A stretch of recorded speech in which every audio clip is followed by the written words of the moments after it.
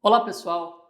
Se tem um tema que não deve sair da boca de um padre, na minha opinião, esse tema com certeza é o tema da oração. Nós começamos na semana passada tratando desse tema de uma maneira um pouco mais ampla, mais abrangente, nos situando a respeito do que é que está por detrás da palavra oração, o que é que se entende na vida real por oração. Então falamos que a oração é esse elevar da mente e do coração para Deus, um elevar do homem todo, portanto, e ela serve para nos ajudar a cumprir com o projeto de Deus na nossa vida e alcançar a nossa felicidade eterna prometida por nosso Senhor a nós, mas que será alcançada somente no reino dos céus. Só que não basta saber o conceito de oração, a definição de oração, para a gente conduzir uma oração boa, proveitosa em nossas vidas. Nós falávamos no programa passado, se você não assistiu, por favor, procure lá no canal, procure aqui no canal o programa passado, em que nós tratamos um pouquinho a respeito da oração em si e também do porquê ela é tão dramática, do porquê ela é tão difícil de ser executada muitas vezes. Saber da oração, do seu conceito, não é suficiente para a gente trilhar esse caminho de oração com perseverança, com segurança, melhor dizendo. Não, nós precisamos de um pouco mais. E por causa disso, o padre, que é pastor de almas, deve estar o tempo todo falando e repetindo e renovando essas palavras a respeito da oração, que pode se transformar em vida de oração, para nos ajudar a todos nós a trilhar esse caminho, que é um caminho de felicidade no fim das contas. Hoje nós iremos conversar um pouquinho a respeito do primeiro grau de oração, assim chamado primeiro grau de oração, a oração vocal, e por que a gente não pode rezar como um papagaio.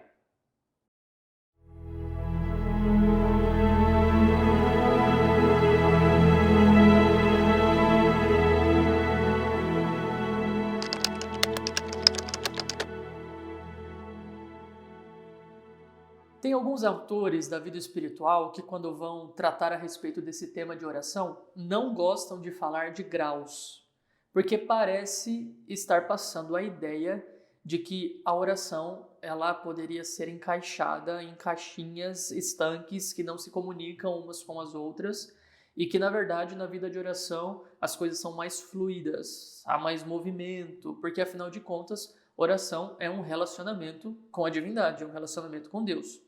Concordo, é isso mesmo. Mas nós não podemos ignorar que, em primeiro lugar, o próprio Senhor Jesus foi conduzindo os apóstolos através de um aprofundamento não só da doutrina, mas também do modo pelo qual eles deveriam buscar a Deus, simplificando cada vez mais esse modo. E, além disso, nós temos a riquíssima tradição da igreja, que os protestantes, infelizmente, não têm, jogaram tudo fora. Nós temos a riquíssima tradição da igreja que nos mostra, através do magistério, através da vida dos santos, que existe sim um progresso na oração e que nós poderíamos, com toda certeza, falar de graus da vida de oração. O teólogo Antônio Royo Marín, um espanhol, classificou os graus da vida de oração em 9, começando pela oração vocal, que é a que nós vamos falar aqui hoje. E ele não fez isso a esmo e não se baseou apenas nas vozes da sua cabeça, como muita gente faz hoje em dia, né? Vamos ser bem sinceros. O YouTube está cheio disso. Ele se baseou nos escritos de Santa Teresa d'Ávila, uma das nossas patronas aqui do programa Parente Escuridão.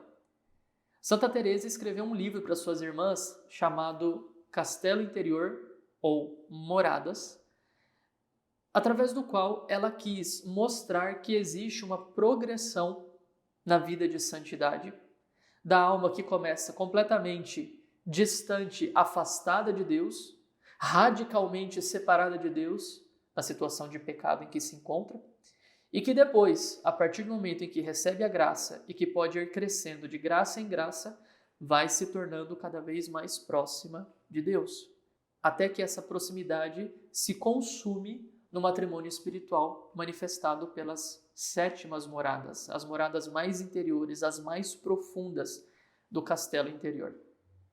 Santa Teresa teve uma visão, ela pediu ao Senhor para que lhe mostrasse do que é que ela deveria escrever, porque o diretor espiritual estava insistindo que ela devesse escrever mais a respeito da vida interior, e ela pediu ao Senhor que mostrasse a ela sobre o que ela deveria escrever. E ela então viu esse castelo feito de cristal, composto de 7 grupos de moradas concêntricas, sendo que as mais interiores, onde habita o Sol Divino, Nosso Senhor, são as 7ª, e as mais exteriores são as primeiras. E do lado de fora desse castelo, reina a escuridão, é um símbolo da pessoa que está em pecado mortal.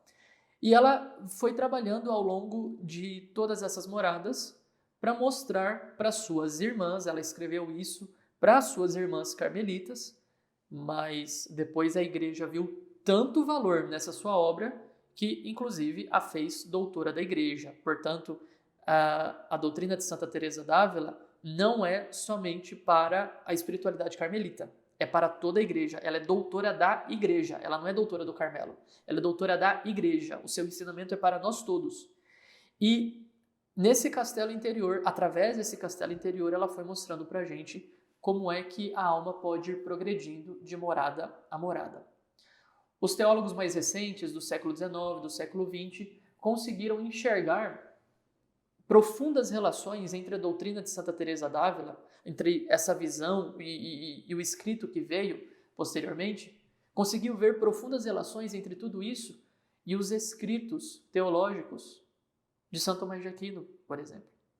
E houve toda uma nova leitura da obra de Santa Teresa d'Ávila e dos mestres do Carmelo de um modo geral, que mostram para nós a grandeza e a profundidade desses escritos, dos quais foram tirados os 9 graus de oração. E esses 9 graus de oração, eles dizem respeito aos 9 graus ou 9 etapas no progresso da perfeição interior, no progresso da caridade. Crescer nos graus de oração significa crescer no amor. Isso é muito importante mesmo. Eu repito, crescer nos graus de oração significa crescer no amor. Quem não quer amar, quem não quer se sacrificar, quem não quer se doar, não adianta rezar. Vai rezar igual papagaio. Palavras vazias, sem um verdadeiro sentido de entrega através dessas palavras. Nós precisamos ter isso muito claro em nossas mentes, em nosso coração. Quem quer rezar precisa também querer se sacrificar. E quem quer se sacrificar, para dar conta de se sacrificar, precisará também rezar, porque senão não terá graça, não terá força para poder se doar. O primeiro desses graus é a oração vocal. E por que a oração vocal ela é chamada assim, oração vocal? Pensa comigo. Quando a pessoa entende que Deus existe e que nós podemos nos relacionar com Ele, qual é o primeiro passo que nós damos nessa relação? Ou, até para deixar a coisa um pouco mais concreta, vamos tirar aqui a relação do ser humano com Deus, do homem com Deus. Vamos passar para a relação entre os seres humanos, entre nós, né? Deus é pessoa, nós podemos nos relacionar com Ele, são 3 pessoas na verdade, né? Pai, Filho e Espírito Santo, e nós somos pessoas à luz do seu ser pessoa, né? E nos relacionamentos humanos funciona da mesma forma. Quando eu vou me relacionar com uma pessoa, qual é o primeiro passo dessa relação? O primeiro passo é o diálogo. Eu preciso conversar. E para conversar com essa pessoa, eu preciso utilizar palavras. Palavras que manifestam a minha linguagem, através da qual eu quero comunicar alguma coisa a essa pessoa. Então faz total sentido que o primeiro grau de oração seja justamente a oração vocal. Porque a oração vocal é aquela que se manifesta com as palavras da nossa linguagem articulada. Olhe nos evangelhos, por exemplo, como é que as pessoas se dirigiam a Jesus quando o viam passar, quando sabiam que ele estava por perto, quando queriam se dirigir a ele. O que é que elas faziam? Elas utilizavam palavras. Como o cego Bartimeu, Jesus, filho de Davi, tem compaixão de mim. Palavras, isso é oração. Está se dirigindo a Jesus, está se dirigindo a alguém que lhe é maior, que é divindade, que está ali disponível, inclusive, para conversar com ele. São utilizadas aqui palavras. É necessário linguagem. Mas antes da gente continuar nesse tema da oração, vamos fazer uma digressão que não é tanto uma digressão para falar a respeito desse tema da linguagem, que é fundamental. Tem um livro de antropologia que foi editado aqui no Brasil pela editora do Instituto Brasileiro de Filosofia e Ciência, Raimundo Lúlio. O livro foi editado em 2005 e se chama Fundamentos de Antropologia, um Ideal de Excelência Humana. Nesse livro, no segundo capítulo, nós temos a definição do que é linguagem e algumas características da linguagem humana que se difere da linguagem animal. Os autores do livro dizem o seguinte: o que é linguagem? É um método exclusivamente humano, por isso não dá para rezar como papagaio. Deus não ouve voz de bicho, nós já vamos entender o que é que isso significa. É um método exclusivamente humano, não instintivo, de comunicar ideias, emoções e desejos, por meio de um sistema de símbolos produzidos de maneira deliberada. É a nossa linguagem, a língua portuguesa, por exemplo. Esse é o nosso sistema de símbolos, o sistema de símbolos que nós utilizamos aqui no Brasil, regra geral. Nós utilizamos a linguagem, então, para comunicar aquilo que está dentro de mim, trazer isso para fora.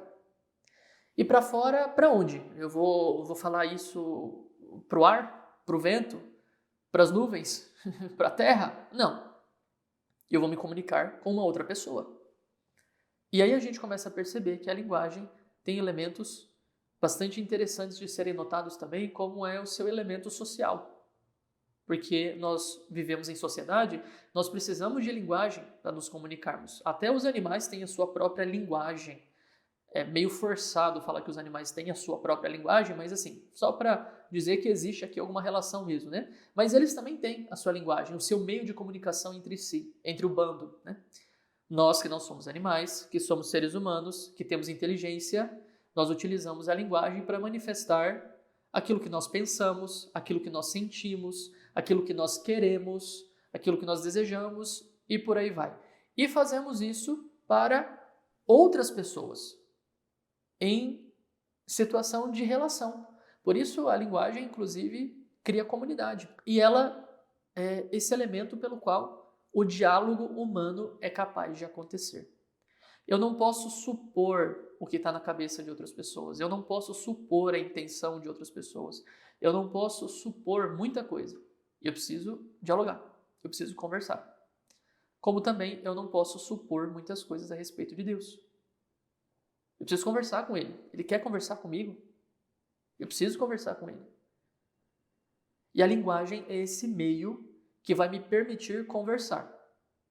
Vocês vejam, eu estou utilizando um sistema de símbolos nesse momento, que é a língua portuguesa, que é reconhecido por vocês que estão aí do outro lado da câmera, e através desse sistema de símbolos eu estou comunicando informações que estão aqui dentro de mim, dentro da minha cabeça. Eu, Padre Henrique, tenho essas informações e eu quero que elas cheguem até você. E qual é o meio que eu utilizei para isso? A língua portuguesa e esse vídeo no YouTube. Assim você consegue me compreender. Eu não poderia falar dessa forma com um animal, porque um animal não consegue compreender a linguagem humana elaborada nesse sentido, não. Algo da linguagem humana o animal consegue compreender, como senta! Ou então, como a gente faz lá no interior, né? Eu estou em Jangada, né? Vocês sabem disso. E no interior, eu já aprendi que quando você quer pedir para um cachorro sair longe, que ele está incomodando, porque ele vai sujar, porque ele vai pular em cima de você, o segredo é dizer: passa, cachorro! Passa, cachorro! O cachorro sai imediatamente. Essa é uma linguagem comum da comunidade dos animais no interior de Mato Grosso, aqui na Baixada Cuiabana, né? Fecha parênteses. Pronto. A gente consegue se comunicar com os animais, sim, mas não de forma elaborada, como eu estou comunicando com vocês agora. Essa linguagem que é eminentemente humana. E aí, nós temos algumas diferenças, algumas características próprias da linguagem humana que mostram como há uma diferença muito grande entre aquilo que nós fazemos com a nossa linguagem e aquilo que os animais fazem com a sua linguagem, entre aspas, né? Por que isso é importante, gente? Antes de eu falar as características. Por que isso é importante? Porque, às vezes, eu tenho a impressão de que nós estamos nos tornando cada vez mais bestiais, cada vez mais como bichos, que não utilizam a forma que é eminentemente humana de se comunicar. Daqui a pouco, nós estaremos como os primatas, nos comunicando por urros, é só isso. O ser humano parece que evoluiu tanto, né, para chegar nesse ponto em que nós estamos. Então, a linguagem ela é muito importante e é responsável da nossa parte querer saber utilizar bem a nossa linguagem para comunicar bem aquilo que está dentro do nosso coração e gerar diálogo, gerar comunhão com outras pessoas.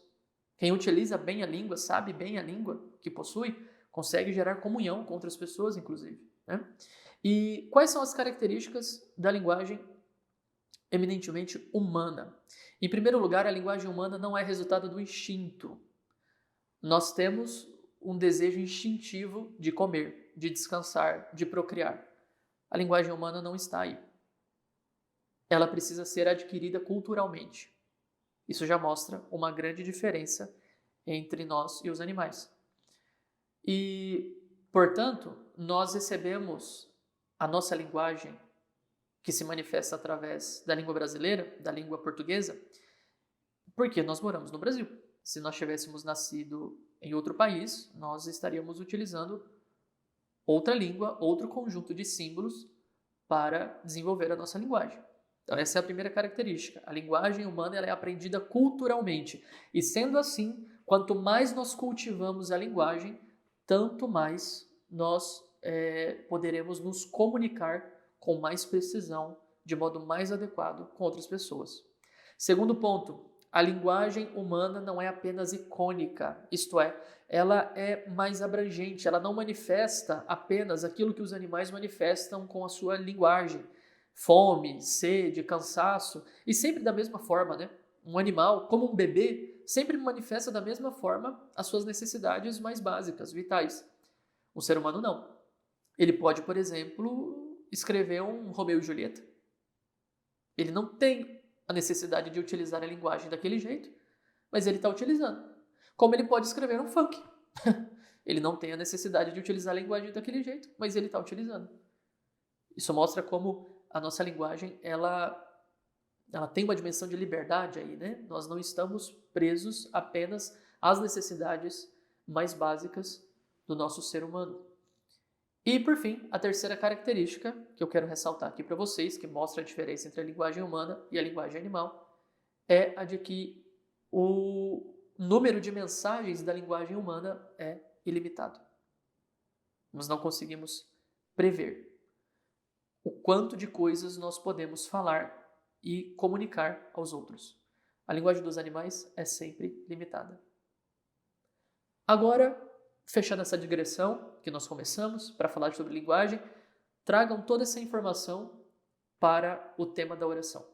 Quando eu coloquei na thumbnail desse vídeo essa exortação, não reze como um papagaio, eu estava justamente pensando na atitude de muitas pessoas que, ao rezar, não utilizam linguagem humana. Na prática, acabam utilizando linguagem meramente animal, enquanto poderiam, se quisessem, e se tivessem mais atenção para isso, poderiam utilizar uma linguagem mais humana. Em primeiro lugar, tem muita gente que quando vai rezar, orações vocais, que utiliza a linguagem para manifestar o que está no seu interior, ela basicamente manifesta as necessidades do seu instinto. Depois, fala sempre as mesmas coisas, como se um relacionamento com uma pessoa em que você repete tudo de novo e de novo e de novo e de novo, conseguisse ir para frente. E depois, muita gente acaba rezando sem manifestar linguagem nenhuma, como que esperando um algo de Deus que até pode vir, mas que se nós tomássemos essa decisão de humanamente nos colocarmos diante de Deus, viria com mais facilidade, com toda certeza. Deus não nos bestializa. Deus não admite que nós aceitemos essa nossa condição animal, meramente animal.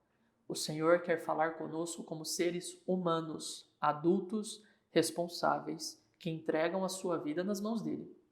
E esses seres humanos adultos e responsáveis precisam aprender a utilizar bem a sua linguagem. E oração, gente, particularmente a oração vocal, manifesta isso. Oração é conversa com Deus, é comunicação com Deus. Na medida em que essa oração for crescendo e que os graus de oração forem avançando na nossa vida espiritual, essa oração, que é conversa manifestada através da linguagem articulada, ela vai se tornando cada vez mais simples. Da mesma forma que um casal que, na medida em que se conhece e os anos passam e aquele conhecimento se aprofunda, vai percebendo apenas com um olhar, um levantar de sobrancelha, um sorrisinho irônico, o que é que o esposo ou a esposa quis comunicar. E nesse sentido acontece também na oração. Ela vai se simplificando de tal forma que pode chegar um momento em que as palavras não sejam mais necessárias na sua oração íntima, pessoal com Deus. Algo que nunca vai acontecer na oração pública. Nós sempre precisaremos utilizar das palavras nas nossas orações públicas, isto é, na Santa Missa, na celebração dos outros sacramentos, na oração da liturgia das horas e por aí vai. Essas exigem as palavras e por isso a oração vocal nunca cairá em desuso, jamais. Nós precisaremos dela até o fim. No entanto, na nossa oração íntima, pessoal, diante de Deus, a tendência é a de que essa oração vá se simplificando e de uma conversa com muitas palavras elaboradas, articuladas para comunicar o que está dentro do seu interior para Deus. Não que Deus não saiba o que tem aí dentro, mas Ele quer ver você falar e o fato de você falar ajuda você também a perceber o que está dentro de você. Essa oração, ela se simplificando, vai utilizando menos palavras e a forma de comunicação vai ser uma forma mais simples. Eu estou diante da presença de Deus, Ele me comunica algo e eu comunico algo do meu coração rendido ao seu amor também. Vejam o que diz para nós o Romano Guardini, nesse livro aqui, Introdução à Vida de Oração, que eu já apresentei para vocês no programa passado, quando ele fala a respeito da oração vocal. Ele diz assim: a linguagem penetra nas raízes da nossa vida espiritual. Pensamos, sentimos e nos relacionamos com os outros por meio dela. Aprendemos com ela o significado e a utilidade das coisas. O mesmo pode ser dito em relação à oração. Só em um sentido muito estrito é que se pode dizer que o homem cria os termos da oração, pois geralmente a recebemos já formada. Isso significa que a linguagem repercute em nosso interior e a modela para o bem ou para o mal. Por isso, devemos prestar muita atenção nas palavras com as quais oramos. Fecha aspas para o Romano Guardini e eu acrescento: e não rezar como um papagaio, repetindo, dá o pé ao louro, sem querer de fato dizer aquilo lá para Deus. E isso abre para nós ocasião para falar a respeito da linguagem na oração, que pode ser manifestada tanto através de palavras que espontaneamente surgem do nosso coração, como através de palavras que nós recebemos da tradição da igreja, da revelação e tudo mais. Primeiro, as palavras espontâneas. É claro, né, gente? Nós não podemos dar a Deus uma palavra que não seja nossa. Mas muitas vezes as palavras que nós damos para Deus não é nossa. Eu já ouvi várias vezes, eu acho que vocês também já ouviram isso, protestantes dizerem o seguinte: crente não reza, crente ora. Isto é, parece que está querendo indicar mais ou menos o seguinte: enquanto os católicos ficam rezando essas orações repetitivas que não são deles, nós rezamos com orações espontâneas do coração, porque é uma oração nossa. Tá bom, vai lá ver a oração espontânea para ver o quanto que é espontânea. É tudo formado por fórmulas já repetidas e repetidas e repetidas ad nauseam. Não tem muita espontaneidade ali, não. Nós precisamos fazer com que a nossa oração seja espontânea. Não diga ao Senhor, eu te amo de todo o meu coração, se isso não for verdade. Você está mentindo para Deus. Você não está sendo sincero, nem com você, nem com Deus. Então, é muito importante que, em primeiro lugar, a nossa linguagem na oração, ela seja espontânea e que a nossa palavra seja nossa. Fale para Deus o que tem aí dentro e fale para Deus o que de fato você quer. Se você quer amá-lo, então peça. Se você não quer amá-lo, mas se você sabe que, mesmo sem querer amá-lo, você sabe que precisa amá-lo, então peça para querer amá-lo. Peça, Senhor, eu quero querer amá-lo. E eu não quero amá-lo, mas eu quero querer. É preciso ser sincero.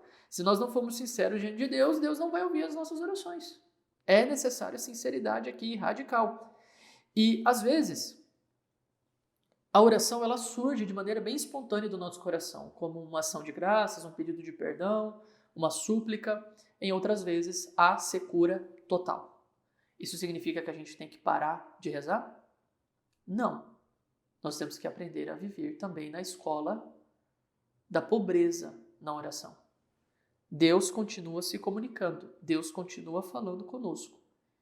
E nós devemos aprender a ouvi-lo também nessa escola da pobreza, quando nos faltam palavras espontâneas aqui dentro. E viver de fé, né? Acreditar que o Senhor está ali, que o Senhor nos ouve, que Ele tem algum propósito para nos deixar nessa secura e nessa escuridão. Se a pessoa não quer de fato rezar, se a pessoa não reza como um ser humano deveria rezar, movido pela graça, quando chega o momento da secura, ela vai abandonar, com toda certeza. Porque está agindo como um animal. Vai atrás daquele estímulo mais gostoso para continuar girando a sua vida até um dia perceber, e espero que não seja tarde demais, que passou tempo demais vivendo como bicho e que está na hora de ser mais gente, antes de ser santo, né? É preciso ser gente primeiro, antes de ser santo. Linguagem espontânea do coração, necessária para que essa conversa com Deus na oração vocal aconteça. Ao mesmo tempo, nós podemos e até devemos ir atrás daquilo que nós recebemos da tradição da igreja, que são as orações prontas, as fórmulas prontas de oração. Elas nos ajudam a desenvolver a nossa oração justamente quando há uma secura interior. Nós podemos utilizar as orações dos santos, as orações da Sagrada Escritura, as orações de pessoas que, embora não sejam santas, estão sendo bastante sinceras nas suas orações, estão nos dando a possibilidade de rezar junto com elas. E nós vamos aprendendo através dessas orações. Essas orações, elas também nos formam interiormente, elas se comportam como escolas de oração. Então, é muito bom, é agradabilíssimo a Deus rezar também com fórmulas de oração pronta, como os salmos, como as orações que nós encontramos no Novo Testamento, o próprio Pai Nosso, que assume um lugar completamente único, reservado somente para Ele. Os apóstolos pediram a Jesus: ensina-nos a orar, Senhor. E o Senhor foi lá e ensinou o Pai Nosso. Então, nós precisaríamos de um programa todo para falar só sobre o Pai Nosso. Tamanha a sua riqueza e a grandeza da sua posição na hierarquia das orações que nós recebemos da tradição da igreja. Mas tudo isso nos ajuda. É claro que todas essas orações devem estar o tempo todo em consonância com o coração. A palavra deve estar em consonância com o coração. Um papagaio, ele não tem coração humano. Portanto, a sua linguagem não está vinculada a coração humano nenhum. A sua linguagem está ali só no bico, está ali fora. Ele pode repetir quantas palavras você conseguir ensiná-lo, mas ele nunca vai manifestar a intenção que está dentro do coração dele, porque ele não tem um coração humano, com toda essa complexidade, com toda essa riqueza. Ele não vai expressar isso através da sua linguagem. Isso só os seres humanos conseguem fazer. Mas para que essa oração seja frutuosa, além disso, nós precisamos estar atentos a duas coisas bem específicas. O Rui Marim, que eu citei aqui para vocês agora há pouco, ele tem um livro maravilhoso chamado Teologia da Perfeição Cristã, e nesse livro ele apresenta os 9 graus de oração. Quando ele vai falar a respeito da oração vocal, ele diz que são necessárias duas coisas fundamentais para que a oração vocal seja de fato oração, certo? A primeira delas é atenção e a segunda delas é piedade profunda. Em primeiro lugar, falando sobre a atenção. Eu tenho um programa aqui no meu canal falando sobre o problema da atenção no mundo moderno em que nós nos encontramos e como nós estamos sendo o tempo todo sequestrados na nossa atenção e incapazes de focar por muito tempo. Isso afeta diretamente a nossa oração. Por isso que eu quis fazer aquele programa, inclusive, com vocês, para mostrar que a nossa falta de concentração, ela não é só um problema nosso, ela é um problema cultural e nós vamos precisar estar mais atentos ao problema da falta de atenção para conseguirmos resolver essa questão. De qualquer forma, a atenção que nós precisamos na oração, ela não é só de causa humana, ela não é causada apenas pelo homem. Deus também causa o recolhimento em que fixa a atenção, a nossa atenção, ali no centro da oração. Mas nós temos que começar fazendo a nossa parte. É preciso ter atenção para poder rezar. Essa atenção, em primeiro lugar, ela se subdivide em externa e interna. A atenção externa, qual é? É basicamente você organizar o seu ambiente ao redor para que quando você for rezar, você não seja distraído por alguma coisa que você deixou ali e que vai te distrair. Sei lá, rezar com o celular do lado, recebendo notificações o tempo todo. Não dá, né? Rezar no meio de uma algazarra, também não dá. Rezar comendo alguma coisa, também não dá. Quer dizer, dá, mas no propósito que nós estamos apresentando aqui, explorando aqui, precisa de uma atenção um pouco mais detida, sustentada, prolongada. E a primeira coisa a ser feita é isolar-se do mundo e organizar o seu mundo ao redor para que não haja foco de distração ali. Esse é o primeiro lugar, atenção externa. Depois, em segundo lugar, essa segunda subdivisão, atenção interna, ela ainda se subdivide em outros 2 tipos de atenção.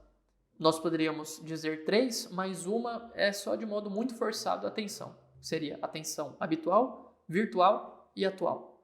A habitual é basicamente a capacidade que uma pessoa que tem vida de oração tem para poder rezar e para se colocar atenta no momento da oração. Mas não vamos explorar muito isso daqui, não. O que me interessa mesmo aqui é a atenção virtual e a atenção atual.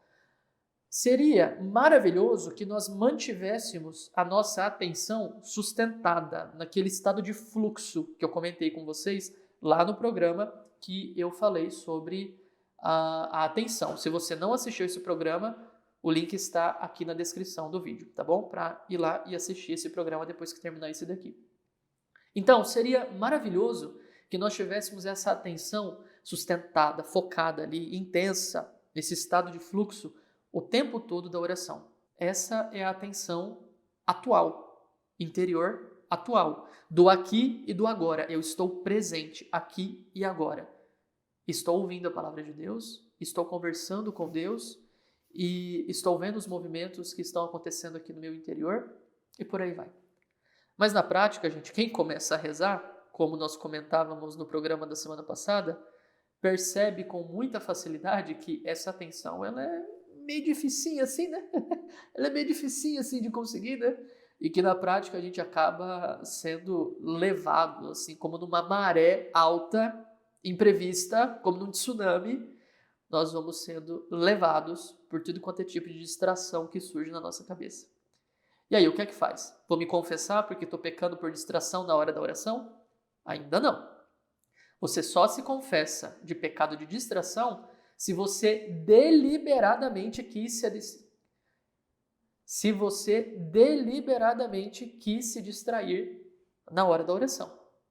As distrações involuntárias não são causa de pecado e, portanto, não precisam ser confessadas. E aqui você pode manter um outro tipo de atenção que nós chamamos de atenção virtual. Isto é, você começa a oração tendo a intenção de se manter atento durante toda a oração. Pode ser que, e com altíssima probabilidade, isso de fato vai acontecer, mas pode ser que ao longo da sua oração você se distraia involuntariamente. Paciência. A sua atenção aqui, ela é virtual. porque você não quis se distrair, você não escolheu se distrair. Existe ainda uma atenção ali, mas que não é a atenção atual, entende, né? Não é aquela que nos faz permanecer atentos aqui e agora à oração, é diferente. O nosso esforço é o de buscar a atenção atual, o tempo todo, atentos àquilo que está acontecendo na hora da oração. Mas atentos a quê?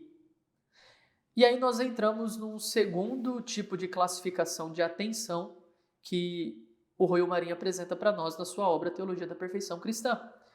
Ele vai falar que são 3 os modos de atenção na hora da oração. Primeiro, você pode prestar atenção na materialidade da sua oração, isto é, na forma de pronunciar bem as palavras, as sentenças, as frases, corretamente, expressando aquilo através da sua linguagem de modo correto, né? Essa é a atenção material. Você está prestando atenção naquilo enquanto a oração está acontecendo. Depois nós temos a atenção literal, que é prestar atenção no sentido daquelas palavras, qual que é o sentido que aquelas palavras, aquelas expressões estão apresentando para você naquele momento. E por fim, a atenção mística ou espiritual, que é a mais perfeita de todas, através da qual você está atento a Deus, que está ali presente, e a finalidade da oração, que é louvar a Deus e pedir-lhe graças para que a gente consiga conduzir a nossa vida e, por fim, louvar a Deus, né? Qual é a melhor? O melhor, o Royal Marinho diz, é uma mistura dos 3 modos de atenção. Você conseguir prestar atenção em todas as coisas nesse momento. Isso não surge da noite para o dia, não é possível fazer isso da noite para o dia. Mas é possível treinar e é possível se esforçar para conseguir ter essa atenção. De qualquer forma, vale a pena frisar aquilo que eu acabei de dizer. Se você se distraiu involuntariamente, não tem problema.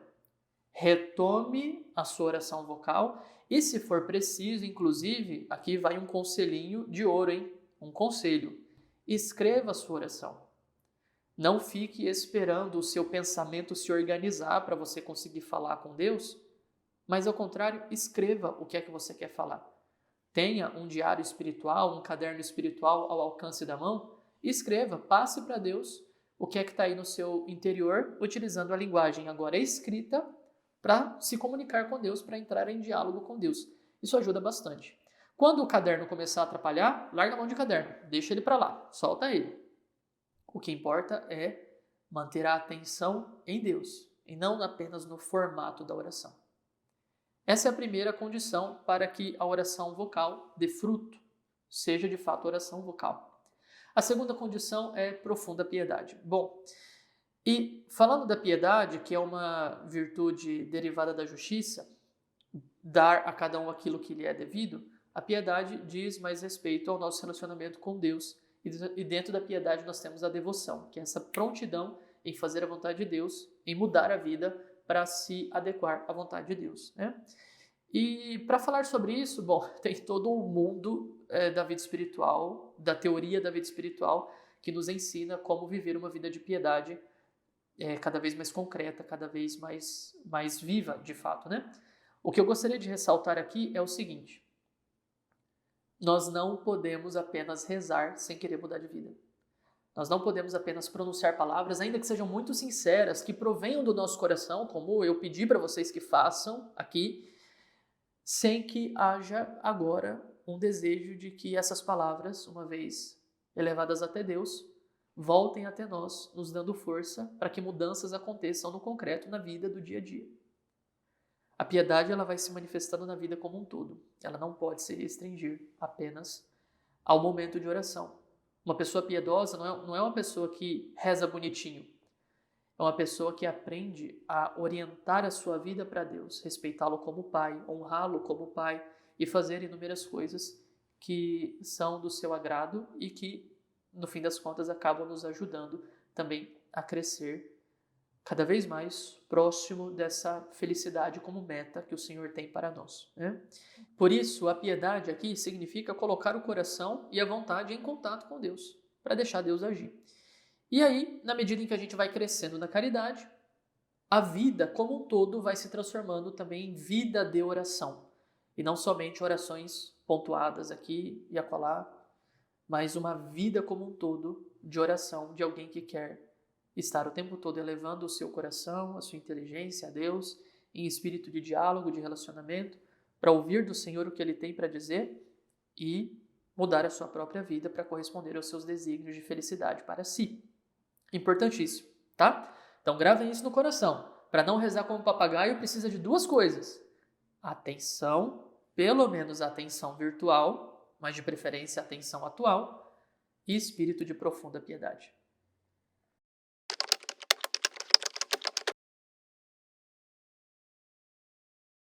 De tudo o que foi dito até agora, nós já podemos tirar algumas consequências práticas, mas eu gostaria de reforçar ainda algumas outras que o próprio Royo Marim apresenta para nós na sua obra. Em primeiro lugar, ele diz assim: não é conveniente multiplicar as palavras na oração, mas insistir sobretudo no afeto interior. Não precisa, gente, ficar procurando palavras rebuscadas e muito bem elaboradas e insistir nisso. A oração deve ser para transformar o nosso coração. É aqui dentro que precisa reverberar, né? Então, ela só deve durar o tempo necessário que for para excitar o fervor interior. Se a sua oração vocal já te ajudou a se manter atento na presença de Deus, ela não precisa mais continuar como oração vocal. Ela pode se tornar cada vez mais uma oração mental, até se transformar numa oração de meditação e, por que não, com o tempo, se transformar numa oração afetiva, até se transformar numa oração de simplicidade e por aí vai. Comece pela oração vocal, mas assim que essa oração vocal se tornar mais mental e que você estiver atento a essa conversa com Deus, a essa presença de Deus, ainda que bem distante, mas atento ali, Deus está ali. Não precisa dar continuidade a essas orações vocais, né? Por isso, muito cuidado com os livros de oração e as inúmeras novenas e ladainhas que são propostas e desejadas por muita gente. Cuidado com esses livros de oração, hoje nós temos muitos, graças a Deus, que ajudam, eles dão um pontapé inicial, mas eles não podem ser o grosso da nossa oração. Se eu perguntar para você, tem rezado todo dia? E você me disser sim, mas se esse seu sim estiver dizendo respeito às orações que você pega somente do livrinho de oração, eu não posso considerar isso como oração. Depois de um longo tempo, não. É preciso que essa oração se torne mais sua, mais íntima, mais concreta, né?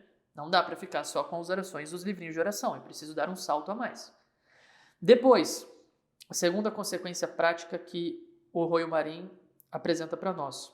Não se confunda a prolixidade das fórmulas de oração com a permanência na oração enquanto durar o fervor. Ou seja, não é porque eu estou falando muito que a oração está durando bem. Não. Não é por aí. O fervor, ele é o que vai surgir na oração bem feita. E multiplicar as orações vocais pode até atrapalhar os nossos deveres diários. Por exemplo, você tem uma casa para cuidar, mas você se propôs a rezar o rosário inteirinho. E aquele rosário vai te atrapalhar a cuidar da casa. Reze só um terço. Não é bom rezar o rosário inteiro se vai te atrapalhar no cumprimento do dever. Reze um terço. E depois veja se consegue mais tarde rezar outro terço. E por aí vai, né? E aqui convém, inclusive, falar sobre a oração de repetição. Nós, católicos, somos muito criticados, né? Porque a gente reza o terço, a gente faz ladainha, a nossa missa é sempre a mesma coisa e por aí vai. Isso é conversa de quem não entende nada da nossa espiritualidade, mas tudo bem. Somos criticados por causa disso. E Jesus parece estar nos criticando, inclusive, quando ele diz lá no Evangelho de São Mateus o seguinte: quando orardes, não multipliqueis as palavras como fazem os pagãos, que julgam que serão ouvidos à força de palavras. O que é que Jesus está querendo dizer aqui? Que não é para a gente rezar com o espírito pagão de quem acha que vai conseguir convencer Deus pela multiplicidade de palavras. Não. Lembra da piedade profunda que eu acabei de falar, né? Uma das primeiras coisas necessárias para a oração é humildade. Quem sou eu diante de Deus? Eu sou nada. Nada. Como é que eu vou exigir de Deus que faça a minha vontade? Isso é loucura, completamente loucura. Uma pessoa completamente desbaratada. Essa que se aproxima da oração dessa forma. Então, o palavreado dos pagãos não é a repetição do Santo Terço, obviamente. Isso é outra coisa. A não ser que você esteja repetindo o Santo Terço numa atitude como a dos pagãos, querendo mostrar para Deus que você pode convencê-lo pela quantidade de terços que você reza. Aí vai lá e reza, que é contabilidade, né? Quanto mais você rezar, tanto mais você convencerá Deus de que Ele tem que te atender. Não vai dar certo.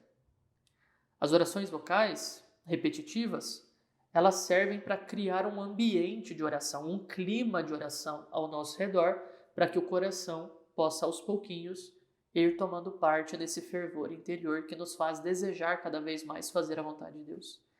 O Santo Terço se inclui nisso daqui. Ele cria o ambiente e nos ajuda pouco a pouco a ir meditando os mistérios da vida de Cristo, unidos aos mistérios da vida de Nossa Senhora, para a gente crescer na fé e na caridade, né?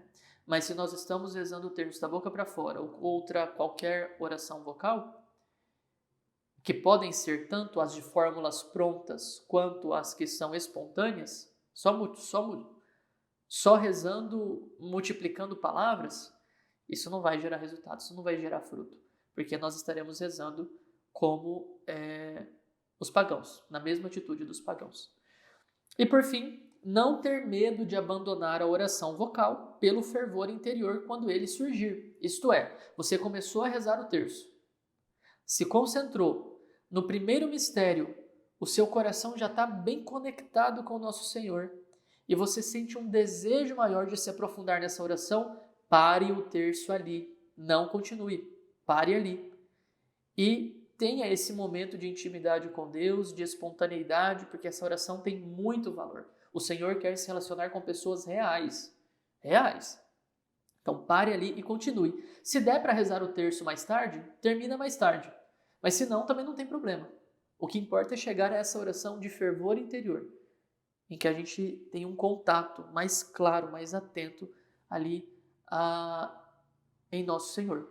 São Francisco de Sales, sendo citado pelo Antônio Rui Marim, ele diz para nós o seguinte: se fazendo a oração vocal, sentir o vosso coração atraído e convidado à oração interior ou mental, não recuseis fazê-lo assim, mas deixai vosso coração inclinar-se docemente desse lado, e não vos preocupeis nem pouco nem muito com não ter terminado as orações vocais que tinhais intenção de recitar. Porque a oração mental que havíeis feito em seu lugar é mais agradável a Deus e mais útil à vossa alma. Isso é palavra de um santo, não é palavra do Padre Henrique. Não se preocupem se vocês não derem conta de terminar as orações vocais programadas para aquele dia, a não ser que vocês sejam obrigados a fazê-las, como é o caso da liturgia das horas para alguns membros da igreja. Alcançado o fervor, pare a oração vocal e dê continuidade à oração mental, à oração mais interior, e você receberá muitas graças no seu coração.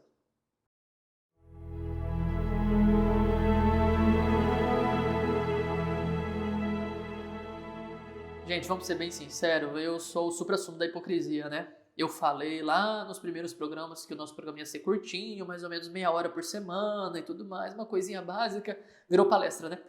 Já temos 1 hora de programa aqui hoje. Mas, como eu disse no início, esse é um tema muito importante, necessário para nós, e nós não vamos nós não vamos nos cansar de falar desse tema da oração. Vamos voltar outras vezes, vamos falar mais vezes, e mostrando como o nosso mundo, porque já não reza para o Deus verdadeiro, não consegue receber os benefícios dele e crescer na vida da graça, na vida interior, a caminho do reino dos céus. Se você gostou desse programa, não se esqueça de compartilhar com outras pessoas para quem o programa possa ser útil.